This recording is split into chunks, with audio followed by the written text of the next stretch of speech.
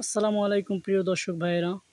অনেক পুরনো 2 থেকে 300 বছর আগে পুরনো একটি মসজিদ, যে মসজিদটি এখন আর কার্যকারী এবং ব্যবহৃত নয়।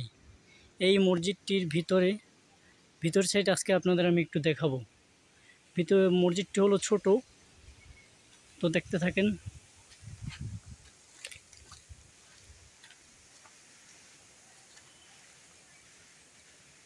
এই যে দেখেন, এই মসজিদটি দেখতে পারতেছেন, ছোট ছোট ইট। মসজিদটি ব্যবহৃত হচ্ছে না বলে তাই মসজিদটির উপরে গাছরা সব কিছু মনে করেন যে ধরছে, মানুষ পরিষ্কারও ঠিক মতো করে না।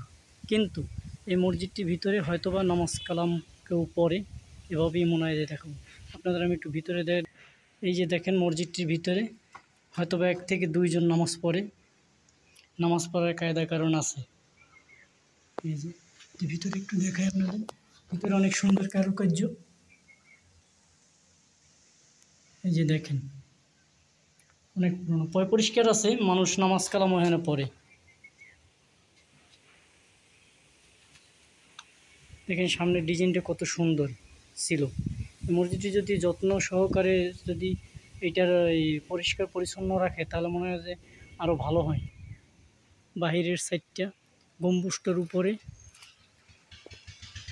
এই যে দেখেন গম্বুজটার উপরে দেখেন, পরিষ্কার পরিচ্ছন্ন যদিও করা হয় না, তারপরে এটা একটা খেদমতের মানুষ দরকার। এই যে মসজিদটার উপর সাইড এবং উত্তর সাইড, মসজিদটার অপোজিট, কত সুন্দর। এক কথায় মসজিদটা অনেক সুন্দর যদি পরিষ্কার করা হয়।